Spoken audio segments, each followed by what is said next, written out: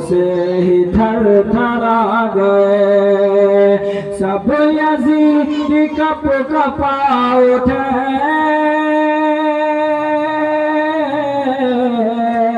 خوف سے تھر تھرا گئے ہر طرف یہ شور مچ گیا کیا ہر طرف یہ شور مچ گیا آ گئے حسین آ گئے ہر شور مچ گیا آ گئے حسین آ گئے کہہ اٹھی زمین کربلا آ گئے حسین آ گئے درود پاک پڑھیں اللہم صلی علی سیدنا و شفیعنا و نبینا و حبیبنا و مولانا محمد مبارک وسلم صلاۃ و سلام علیک یا رسول اللہ صلی اللہ تعالی علیہ وسلم شاعر کہتا ہے قتل حسین اصل میں مرگ یزید ہے قتل حسین اصل میں مرگ یزید ہے اسلام زندہ ہوتا ہے ہر کربلا کے بعد اور مرتے ہیں زندہ ہو جاتے ہیں جو مرتے ہیں حق کے نام پر زندہ ہو جاتے ہیں جو مرتے ہیں حق کے نام پر اللہ اللہ موت کو کس نے مسیحا کر دیا اللہ اللہ موت کو کس نے مسیحا کر دیا حضرات محترم میں نے ابھی خطبہ مسنونہ کے بعد بہت ہی مشہور و معروف قرآن مقدسہ کے آیت کریمہ تلاوت کرنے کا شرف حاصل کیا وَلَا تَقُولُوا لِمَنْ يُقْتَلُ فِي سَبِيلِ اللَّهِ أَمْوَاتٌ قرآن عظیم میں اللہ تبارک و تعالیٰ ارشاد فرماتا ہے کہ جو اللہ کے راہ میں قتل کیے جائیں انہیں مردہ نہ کہو بلکہ مردہ گمان بھی نہ کرو بلکہ وہ زندہ ہیں اور انہیں اللہ کی طرف سے رزق ملتا ہے اور جب رزق ملتا ہے تو کچھ تو وہ رزق کو اپنے لیے صرف کرتے ہیں اور کچھ رزق کو ہم لوگوں کو کھلاتے ہیں تبھی تو آج ہم لوگ اگر کہیں خواجہ غریب نواز کے مزار پہ جاتے ہیں بابا تاج الدین کے مزار پہ جاتے ہیں یا نہیں جاتے ہیں گھر بیٹھے ان سے آواز لگاتے ہیں تو ہم لوگوں کے تمناؤں کو پورا فرما دیتے ہیں ہم لوگوں کی خواہشات کو پورا فرما دیتے ہیں تو اس سے پتہ چلتا ہے کہ جو رزق اللہ تبارک و تعالیٰ کی طرف سے انہیں ملتا ہے وہ اکیلے صرف نہیں کرتے بلکہ ہم غلاموں کے لیے بھی بانٹ دیا کرتے ہیں ہم غلاموں کے لیے بھی بانٹ دیا کرتے ہیں حضرات محترم یوں تو کربلا کا واقعہ آپ ہمیشہ سنتے ہی رہتے ہیں کہ حضرت امام حسین کربلا گئے کیوں گئے کس لیے گئے اور بعض کبھی کبھی ذہن میں بات یہ آتی ہے کہ ہمیں جانا نہیں چاہیے حضرات محترم آپ کو یہ واقعہ بہت ہی مشہور ہے معلوم ہوگا کہ جب ہم سب کے آقا سرکار مدینہ صلی اللہ تعالی علیہ وسلم حالت نماز میں تھے تو امام حسین اپنے ننھے قدموں سے آتے ہیں اور آقا کے پیٹھ پر سوار ہو جاتے ہیں جیسے ہی سوار ہوتے ہیں آقا علیہ السلام اپنے سجدے کو طول کر دیتے ہیں بڑھا دیتے ہیں لیکن امام حسین کو گرنے نہیں دیتے ہیں کیوں گرنے نہیں دیتے ہیں انہیں معلوم تھا کہ میرا حسین ایک روز اگر میں آج حسین کو گرنے سے بچاؤں گا تو ایک وقت ایسا آئے گا جب میرا دین پامال کر دیا جائے گا میرا دین کو لوگ گرانے لگیں گے تو امام حسین جو ہے میرے دین کو گرنے سے بچا لے گا امام حسین اسی لیے تو ہندوستان کے خواجہ غریب نواز نے کہا تھا شاہ اشت حسین بادشاہ اشت حسین دین پناہ اشت حسین دی پناہ اشت حسین اور سردار مداد گردست یزید حقہ کے بنا لا الہ اشت حسین حضرات محترم اور ہم سب کے پیارے آقا نے کیا ارشاد فرمایا یہ ارشاد فرمایا کہ حسین ہم سے ہیں اور حسین سے ہم ہیں علماء کرام اس کی تشریح یوں کرتے ہیں کہ یہ تو بات پتہ چلتا ہے یہ بات پتہ چلتی ہے کہ میرے آقا نے کہا کہ حسین ہم سے ہیں واقعی حسین کے بیٹی فاطمہ سے حسین ہیں یہ پتہ چلتا ہے لیکن حسین سے ہم ہیں یہ پتہ نہیں چلتا ہے تو پتا آخر میں یہ چلا کرتا ہے کہ میرا حسین جو ہے میرے دین کے میرے بعد میرا حسین چلائے گا، میرا دین جو ہے امام حسین سے چلا کرے گا۔ حضرات محترم حضرت امام حسین جب کربلا کے سرزمین پر پہنچے، جب کربلا کے سرزمین پر پہنچے آپ نے صبر کا اس طرح امتحان دیا کہ سب کو باری باری ایک ایک کر کے جو ہے شہید کرتے چلے گئے، سب کو کٹاتے چلے گئے۔ اب یہاں پر ذہن جو ہے سوال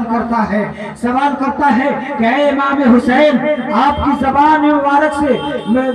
یہ سنا گیا ہے، آپ کہا کرتے تھے کہ اے میرے ساتھیوں، اے میرے گھر والوں، تم یہاں سے چلے جاؤ، جہاں چاہو چلے جاؤ، ہمیں کوئی اعتراض نہیں ہوگا، اس لیے کہ یزیدی ہمارے خون کے پیاسے ہیں۔ تو اے امام حسین، آپ جب جانتے تھے کہ میرے بعد کسی کا خون نہیں ہوگا، میرے بعد کسی کو شہید کیا نہیں جائے گا، تو اے امام حسین آپ پہلے ہی کیوں نہیں میدان کارزار میں چلے گئے؟ تو اللہ جواب ملے گا۔ امام حسین ارشاد فرماتے ہیں، ہر ایک کے شہید ہونے کے بعد آپ یزیدیوں سے خطبہ فرمایا کرتے تھے کہ اے یزیدیوں، میں نے علی اکبر کو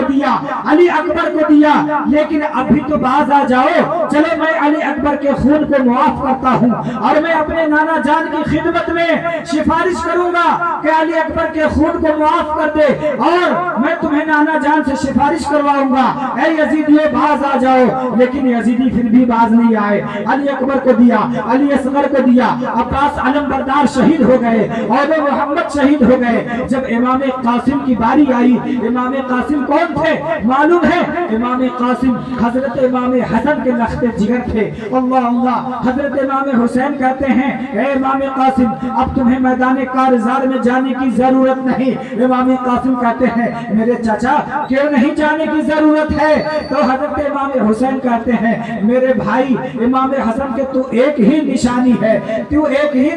ہے، میں یہ نہیں چاہتا کہ یہ نشانی بھی ہمارے ہاتھ سے چلا جائے، ہمارے خاندان کا چراغ بجھ جائے۔ تب جو ہے امام قاسم اپنے بازو میں سے ایک تعویذ کھولتے ہیں اور تعویذ کھول کر کے جب پڑھتے ہیں تو اس میں لکھا ہوا تھا، امام حسن نے لکھا تھا، اپنے بیٹے کو لکھ کر داہنے بازو پہ باندھ دیا تھا، اے میرے بیٹے، اے میرے نور نظر، اے میرے لخت جگر، اگر تمہارے چچا امام حسین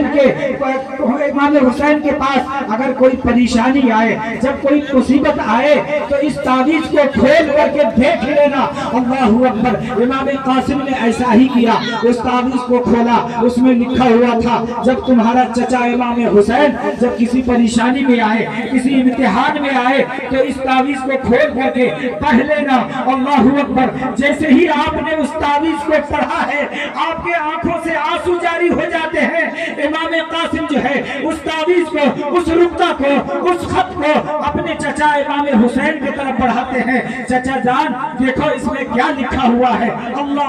میں تو سمجھتا تھا کہ میرے بابا جان نے تعویذ دیا ہے، لیکن یہ تعویذ نہیں ہے، یہ وصیت ہے۔ اگر یہ وصیت صحیح ہے تو اے میرے چچا جان امام حسین، ہمیں رن میں جانے کی اجازت دے دیا جائے۔ اللہ اکبر۔ جیسے ہی امام حسین نے اس تعویذ کو پڑھا ہے، آنکھوں سے آنسو جاری ہے، ان کے داڑھی مبارک تر ہو جاتے ہیں۔ کہتے ہیں کہ جب میرے بھائی امام حسن کا یہ وصیت ہے تو جاؤ، میں نے تمہیں اجازت دیا میدان کارزار میں جانے کے لیے۔ علماء فرماتے ہیں کہ جب امام قاسم جاتے ہیں یزیدی کو بیچ میں، جیسے ہی جاتے ہیں آپ نے 19 یزیدیوں کو جہنم میں پہنچا دیا۔ اس کے بعد جو ہے پھر آپ لوٹ کر کے آتے ہیں، چچا اگر ایک گھونٹ پانی مل جائے نا تو میں سارے یزیدیوں کو گاجر مولی کی طرح کاٹ کر کے رکھ دوں گا۔ میرے امام کہتے ہیں بیٹے کیا تمہیں معلوم نہیں ہے کہ 3 دن سے پانی بند کر دیا گیا ہے، کوفیوں نے، یزیدیوں نے پانی نہیں لانے دیا ہے۔ بیٹے تمہیں معلوم نہیں ہے، صبر کر جا، صبر کا پھل میٹھا ہوتا ہے۔ پھر امام قاسم جو ہے یزیدیوں کی طرف جاتے ہیں اور ایک ایک کر کے کاٹنے لگتے ہیں۔ جب کاٹنے لگتے ہیں تو یزیدیوں کی طرف سے آواز آتی ہے، اے فوجیوں اگر ایک ایک کر کے कि इमाम कासिम के पास अगर जाओगे तो एक भी बच नहीं पाओगे। एक काम ऐसा करो, एक ही बार जो है एक ही बार वार करो, तीर से और तलवार से वार करो। अल्लाह अल्लाह चारों तरफ से वार होता है, इमाम कासिम जो है जमीन पर गिर जाते हैं, आप भी शहीद हो जाते हैं। इमाम हुसैन अपने खेमे पर से देख रहे होते हैं, अंदर से आवाज आती है, खवातीन इस्लाम कहते हैं हुसैन, हजरत सैयदा ज़ैनब कहते हैं हुसैन क्या तुम नहीं देख रहे हो मेरे भाई इमाम हसन का बेटा इमाम कासिम जमीन पर गिर चुका है, हुसैन जाओ और उसे उठा करके लाओ। अल्लाह अकबर, यके बाद दिगरे आप सब शहीद हो जाते हैं, यहाँ तक कि इमाम हुसैन भी शहीद हो जाते हैं। अब देखिए वाकया हजरत मोहतरम इमाम हुसैन के घर में एक बीबी शिरीन नाम का जो खादिमा थी, आपने सैयदा फातिमा की भी खिदमत की, आपने इमाम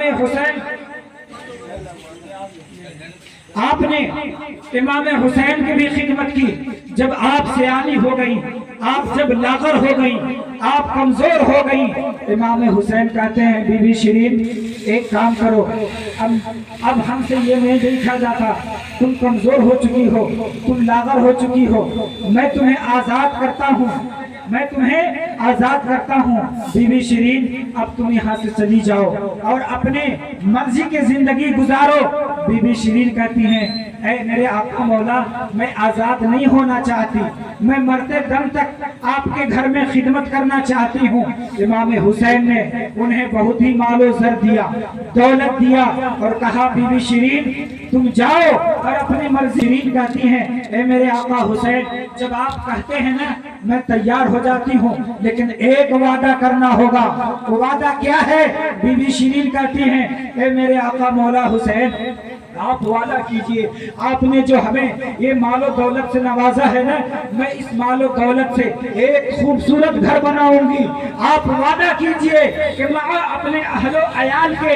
एक मर्तबा जरूर आप मेरे घर में तशरीफ लाएंगे। आप वादा कीजिए, अगर आप वादा करेंगे तो मैं जाऊंगी, वरना मैं आप ही के घर में खिदमत करते करते इस दुनिया से कूच कर जाऊंगी। अल्लाहु अकबर। इमाम हुसैन ने कहा, इमाम हुसैन जानते थे प्यारे, इमाम हुसैन कहते हैं ए बीबी शिरीन वाकई तुम ठीक कहती हो, क्या अगर मैं तुम्हारे घर में आऊंगा तो क्या तुम हमें पहचान पाओगी, हमें पहचान लोगी? बीबी शिरीन कहती हैं ए मेरे आका मौला हुसैन, अरे जिसे मैंने गोद में खिलाया, जिसे मैंने पिलाया खिलाया पानी पिलाया, ए बीबी शिरीन, ए मेरे आका मौला हुसैन, आप कैसी बातें करते हैं, मैं पहचान नहीं पाऊंगी। हजरात मोहतरम बीबी शिरीन वहां से जाती हैं और कूफा में एक बहुत ही खूबसूरत शानदार जानदार घर बनाती हैं, और घर बनाने के बाद लोगों में ये चर्चा करती हैं, जिक्र करती हैं, ए लोगों सुनो सुनो, मैं खादिमा